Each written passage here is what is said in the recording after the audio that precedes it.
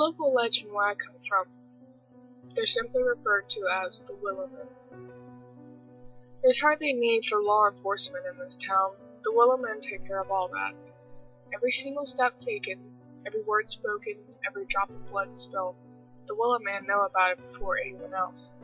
Believe me, anyone that has invoked the wrath of the Willowmen has gone missing without a trace. That's why when I realized what I had done, it was too late. The Willowmen were coming. She just wouldn't shut the hell up. No matter what I said and what I do, she was just hysterical. She kept pacing around the house screaming. She said she found this and that and knew I was cheating on her. She asked me who it was, and I told her she was crazy. I guess I wore that excuse out. After a while, I couldn't take her damn voice anymore. I'd walk room to room and she'd follow me. When we got to the kitchen, I had my fill.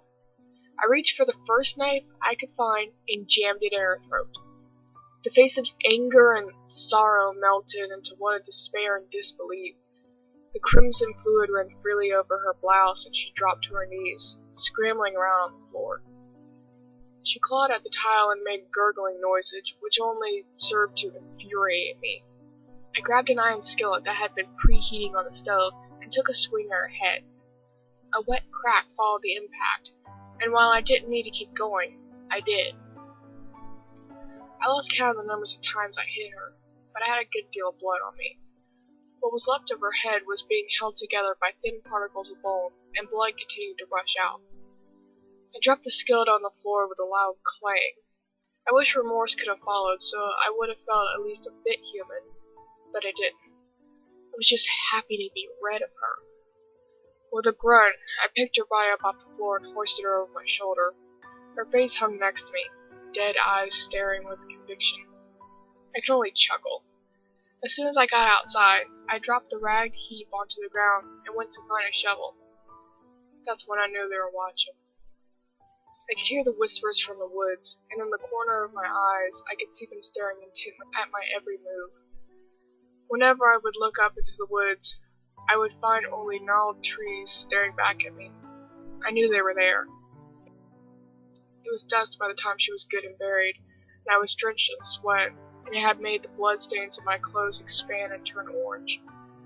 I looked back at the woods and saw them peering from behind the trees, long gnarled faces with hollow eyes and gnawed fingers. I could only half see the faces as they chose to hide behind their precious trees, but they were there, watching, whispering. "What are you staring for, bastards? You heard her! I had to do it!" I yelled at them. Was I expecting a response? I don't know. They just continued to watch me from behind the trees. I spit on the ground and threw the shovel down. They would come for me under cover of darkness, and I wasn't going without a fight. I stole away into the house and prepared. I pushed couches and dressers in front of doorways. I nailed wooden boards haphazardly to cover all the windows. As the sun crept underneath the horizon, a great trepidation settled in the pit of my stomach. Was it honestly nerves? I hated to think it was such a powerful fear that I would start breaking into an ice-cold sweat. I loaded up my shotgun and reached for a bottle of whiskey. I forced down a mouthful and then another, and slammed the rest of the bottle against the wall in frustration. One door I left open. It was the back door that stared out to the woods. I put my chair in front of it and sat, shotgun in my lap. They were still staring at me, the Willowmen. We stayed staring at one another for 3 days. Eventually, exhaustion began to get the best of me, and I started to nod off. I tried desperately to keep my eyes open. For a foolish second, I propped my head up with the shotgun so that I wouldn't fall. I snapped back to reason and lifted my head high. Last thing I wanted to do was shoot myself. Had I known what was coming, I probably should have. I pushed myself to stay up for a few more hours. Day came and went. It was the dead of night before I knew it.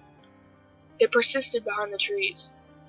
I began to rationalize that if I closed my eyes for a second, I could have enough time to open them while the Willowmen were coming at me, so I could take a few down. Smiling, I did just that. Of course, it's difficult to tell how long you were asleep. Could be a second, could be for days. I opened my eyes again and found I was still sitting in my chair with my shotgun in my lap. I snapped up when I realized that the Willowmen were no longer behind the trees. I flipped out and held the shotgun up, darting around the barrel first. I took a few steps outside and tried to control my heavy breaths. I shook damn near uncontrollably and found it impossible to keep the gun steady. I began to calm down when I didn't see anything outside, and began to return to my pose when I stopped dead in my tracks. I felt tears well up in my eyes, and something began to push up out of my throat. The Willowmen were peering from me around the doorway and the sides of the house.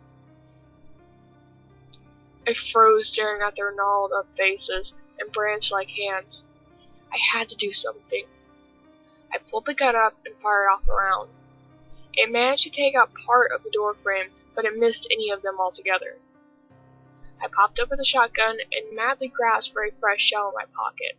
I successfully reloaded and lifted the gun back up.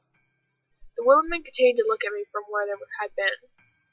I took careful aim this time and fired once more. Another shot hit the door frame, this time although closer to the Willowmen. I fumbled for a third round, and as I did, I saw a large shadow cover me. Looking up, the Willowmen were upon me. I screamed and closed the barrel down on my thumb, effectively severing it. Immediately after that, I lost all consciousness and collapsed. When I awoke, it was ice cold. My vision began to return to me slowly, and I could feel that I was being dragged. My heart sank when I looked around. Darkness stretched as far as the eye could see, and I knew I was in the deepest part of the woods. Where my thumb had once been was black and swollen, and had managed to numb up to my forearm.